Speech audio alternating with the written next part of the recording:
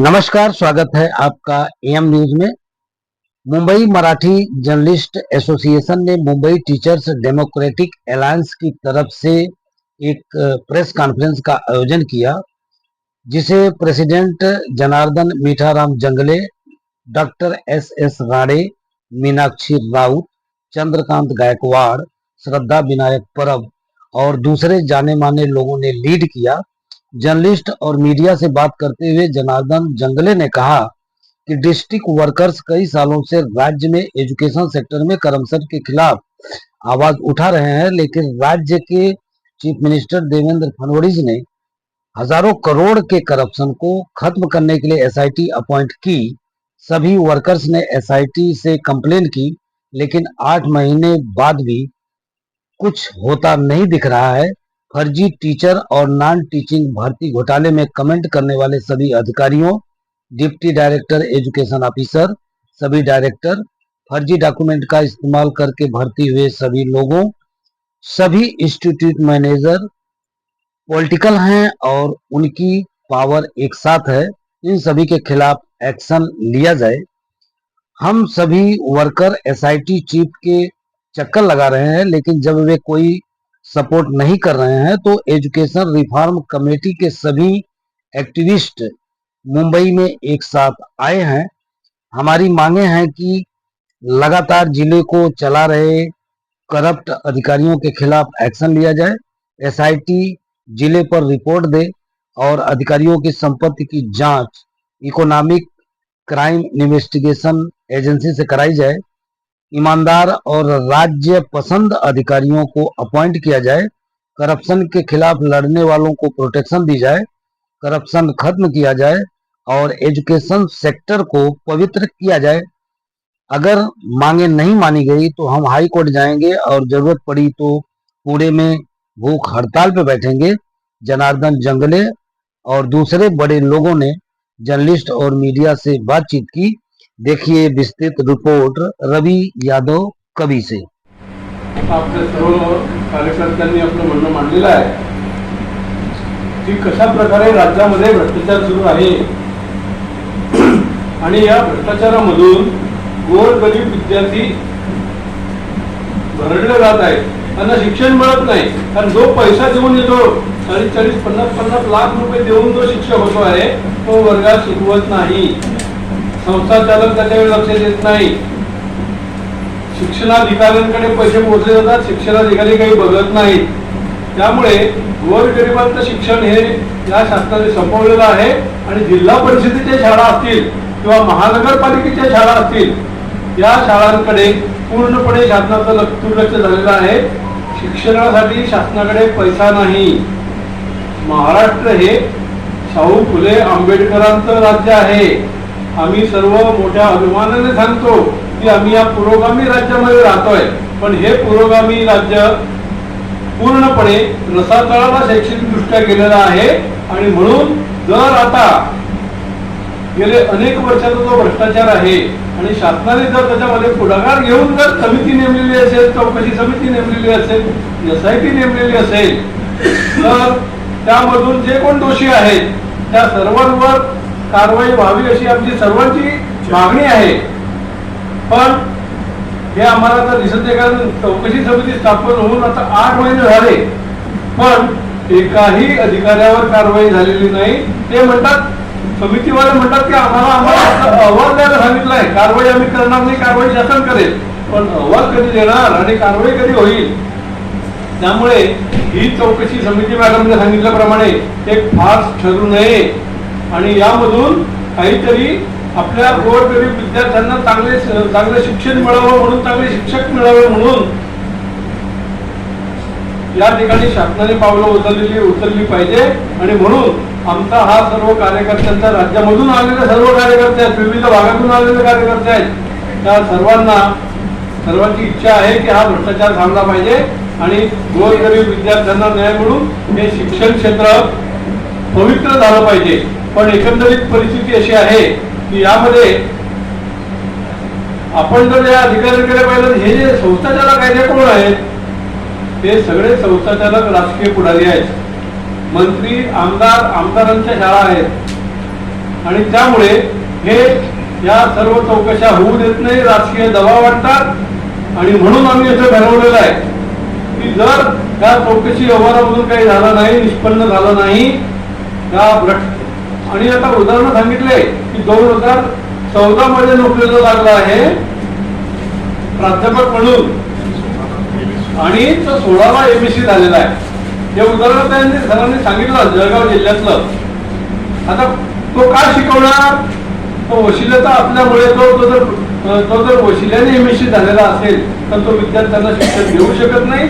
आणि अशा प्रकारचे हजारो महाराष्ट्रावर उदाहरणं आहेत आणि त्यामुळे हे शिक्षण जे आहे शिक्षण पूर्णपणे बिघडलेलं आहे आणि हे शिक्षण सुधारावं आणि आपल्या विद्यार्थ्यांना न्याय मिळावा आणि आमची राज्याची जी काही परंपरा आहे, उच्च परंपरा आहे, पवित्र शिक्षण आहे, त्या शिक्षणाची पवित्रता वाढवून शिक्षण विद्यार्थ्यांना सकस शिक्षण मिळावं अशी आमची सर्वांची इच्छा आहे.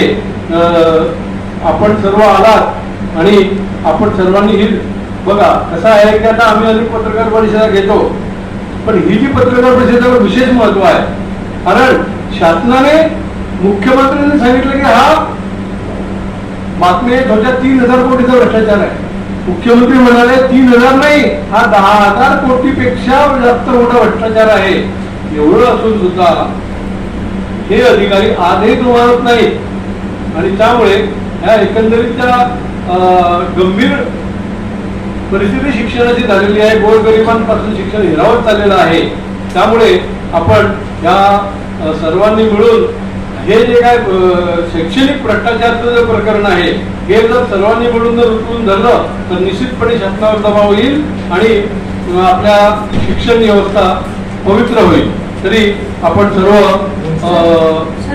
योग्य ती प्रचिती द्याल तशी मला अपेक्षा आहे. माझी विनंती आहे आपल्या महाराष्ट्रामध्ये जी शाळा प्रायव्हेटमध्ये जी बोगस शिक्षक भरती केलेली आहे, आमची मागणी अशी ते शिक्षक तर दोष आहे पण त्यांना घेणारे शिक्षण संस्थाचालक दोषी आहेत, त्यांना मंजुरी देणारे शिक्षण अधिकारी दोषी आहेत, त्यांचं वेतन काढणारे ते अधिकारी दोष आहेत. यांच्यावर महाराष्ट्रामध्ये अगोदर पहिल्या प्रथम फौजदारी खटले दाखल झाले पाहिजे. तर आपल्या महाराष्ट्रामध्ये चांगले शिक्षक जर विद्यार्थ्यांना शिकवण्यासाठी आले तरच आपला महाराष्ट्र सुजलाम सुफलाम घडणार आहे. चांगले विद्यार्थी तयार होणार आहे, संस्कृती वाढणार आहे आपली. जर असे येडेगबाने जर शिक्षक नेमून आपल्या महाराष्ट्राची शिक्षण क्षेत्राची सगळी पत खालावत चाललेली आहे. माझी विनंती आहे सगळ्यांनी मुख्यमंत्र्यावर दबाव आणून एक दबाव तयार करू की या शिक्षण क्षेत्राला एक चांगला अधिकारी देऊ. या शिक्षण क्षेत्राची चौकशी आणि दोषी सगळं अधिकारी कर्मचारी यांच्यावर फौजदारी गुन्हे दाखल करून कारवाया झाल्या पाहिजे अशी मागणी करावी अशी माझी सर्व पत्रकार बंधूंना विनंती आहे. आपण जर याच्यावर आवाज उठवला नक्कीच महाराष्ट्राला न्याय मिळाल्याशिवाय राहणार. सर बीएमसी जो स्कूलें हैं उसको तोड़ दी जा रही है, उसके बारे में आप लोग क्या करेंगे? ये जो आपने जो BMC का मुद्दा अभी मैं खुद जो माहिर के स्कूल है मोरी रोड में, एक मोरी रोड का स्कूल तोड़ दिया. वहां बोले कि हम नई बिल्डिंग बन, ये खराब हो गई बिल्डिंग इसलिए हमने तोड़ दी उसको. उसका काम शुरू भी नहीं हुआ. मोरी रोड में दूसरी अच्छी एक बिल्डिंग है स्कूल, वो स्कूल की बिल्डिंग के लिए उन्होंने जो है स्ट्रक्चरल ऑडिट किया. आपको मालूम होगा वो स्ट्रक्चरल ऑडिट जो है वो बोगस निकला कि बिल्डिंग की हालत बहुत अच्छी है, लेकिन उससे पहले ही जून 2025 में बच्चों को शिफ्ट कर दिया. अभी बच्चे एक बार शिफ्ट हो गए तो पेरेंट्स को प्रॉब्लम होती है, तो उन्होंने इधर उधर बच्चों को डाल दिया. स्कूल तो बंद हो गए ना. तो पिछले 6 महीने से हमारी लड़ाई शुरू है. अभी जो है अभी शिक्षण मंत्री ने उसके ऊपर बाइट दिया था कि भाई हम ये रोकेंगे, लेकिन अभी शुरू है. अभी देखते हैं अभी हमारे हाथ में क्या है. हम तो आंदोलन भी किया 2-3 बार. उधर जो है पूरा बहुत सारा बहुत बड़ा आंदोलन किया था. हमने भूषण गगरानी साहब को भी मिले थे. हमारी प्रक्रिया शुरू है, लेकिन कैसा है कि अभी ये गवर्नमेंट की जो पॉलिसी है ये स्कूल बंद करना. BMC के जो गोरगरीब बच्चे हैं, सिर्फ मराठी मीडियम नहीं, वहाँ Hindi medium, Urdu medium, Telugu medium सभी बच्चे पढ़ते थे, लेकिन सभी को विस्थापित होना पड़ा है, बहुत प्रॉब्लम हो रही है। तो हमारा लक्ष्य उसके ऊपर है। बोला सर। नमस्कार पत्रकार बंधू भगिनींनो, शिक्षण हे समाजधारणेचं, समाज उभारणीचं महत्वाचं साधन आहे। त्याआधी माझं नाव डॉक्टर एस राणे, मी जळगावमध्ये डॉक्टर अण्णासाहेब जी बेंडाळे महिला महाविद्यालय हे प्राचार्य होतो। एक चांगलं नावाजलेलं कॉलेज आहे, ज्या कॉलेजमध्ये आम्ही वेगवेगळी प्रयोग केली की स्किल एज्युकेशन सुरू करणारा जे पहिला प्राचार्य होतो राज्यातला, अशा ठिकाणी मी काम केलेलं आहे। या महाविद्यालयामध्ये देखील मोठ्या प्रमाणावर बॅड रेटेड नोंदी दाखवून भ्रष्टाचार झालेला आहे। मी मगाशी म्हटलं की एका व्यक्तीचं अपॉइंटमेंट 2014 साली झाली आणि ती व्यक्ती 2016 मध्ये MSc झालेली आहे, म्हणजे मूल जन्माला येण्याच्या आधीच त्याचं नाव शाळेत घातलं, अशा रीतीचा हा प्रकार आहे। या संदर्भामध्ये आम्ही गेल्या 2023 पासून सातत्यानं पाठपुरावा करत आहोत। उपसंचालक, शिक्षण आयुक्त, शिक्षण संचालक, मंत्री महोदय, मुख्यमंत्री, शिक्षण मंत्री, परंतु त्याची दखल घेतली जात नाही। याची माहिती म्हणून उपसंचालकांकडे आम्ही अर्ज केला, त्यावेळी बीबी चव्हाण नावाचे भ्रष्ट उपसंचालक होते, त्यांनी माहिती दिली नाही। त्यांनी मला पत्र असं दिलं की त्रयस्थ व्यक्तीला माहिती देता येत नाही। मी त्या महाविद्यालयाचा प्राचार्य, माझ्या काळातल्या खोट्या नोंदी दाखवून अपॉइंटमेंट झालेले आहेत, मी कसं काही त्रयस्थ असू शकतो? आणि म्हणून मी राज्य माहिती आयुक्ताकडे अर्ज दिला। राज्य माहिती आयुक्ताने वर्षभर सुनावणी घेतली नाही आणि सुनावणी घेतली तर 1 वर्षभर निकाल पण दिला नाही।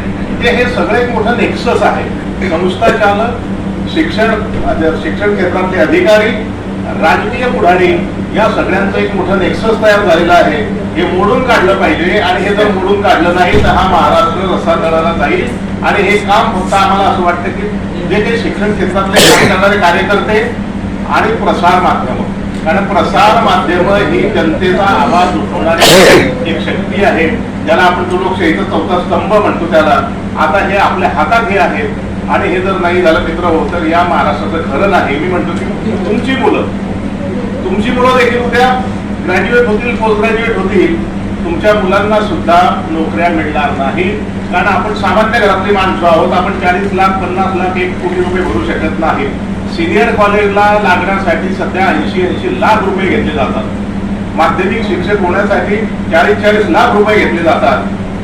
पत्रकार बंधूंना माझी नम्र विनंती आहे की आपण हा विषय तसाच लावावा, कारण उद्या तुमची पण मुलं येणार आहेत आणि या राज्यकर्त्यांनी आणि शैक्षणिक व्यवस्था ही मध्ये काम करणाऱ्या अधिकाऱ्यांनी निबर झाल्यामुळे त्यांना असं वाटतं आपलं कोणीच काही करू शकत नाही। त्यांना असं वाटतं की आपल्यावरती वरच्यांचा बरं दस्त आहे आणि म्हणून ते सामान्य माणसाला त्यांच्या कार्यालयात उभं करत नाही। हा अनुभव आम्ही घेतलेला आहे। ते आपल्याला त्रयस्थ म्हणतात आणि माहिती देत नाहीत। खरं म्हणजे माहिती मिळाली पाहिजे, अधिकार आहे नागरिकाचा, पण ते माहिती देत नाही। आणि म्हणून या अधिकाऱ्यांवर दबाव आणण्यासाठी, यांच्यावर कारवाई होण्यासाठी आपण पत्रकार मिळून आणि शैक्षणिक सुधारणा समितीचे कार्यकर्ते म्हणून आपण हातात हात घालून काम करूया, तर उद्याच्या या महाराष्ट्रासाठी काहीतरी बरं होईल। नाहीतर येणारी उद्याची पिढी तुम्हाला ना आम्हाला माफ करणार नाही की या महाराष्ट्रामध्ये उघडडोळाने भ्रष्टाचार होत असताना शिक्षण क्षेत्रात काम करणारे तर जंगले सर असतील, ताई असतील, घोडवे सर असतील, अशी ही माणसं असताना देखील जर महाराष्ट्रात काही झालं नाही मग ती पिढी आपल्याला माफ करणार नाही। आपण त्यांचे गुन्हेगार असू, आपल्याला कोणालाही त्यांचं गुन्हेगार व्हायचं नाही। त्या मुलांचं भविष्य उज्ज्वल झालं पाहिजे आणि म्हणून हे खरं म्हणजे सगळ्यांचं चाललेलं प्रयत्न आणि तळमळ आहे। आम्हाला आता काही मिळवायचं नाहीये, आम्ही निवृत्त आहोत, आमची काही अपेक्षाही नाहीये। आमचं एकच आहे की येणाऱ्या पिढ्या घडल्या पाहिजे, येणाऱ्या पिढ्या हे चांगलं झालं पाहिजे। मी थोडंसं एक मिनिटात सांगतो, सर आणि मी बालमित्र आहोत, तसे वर्गमित्र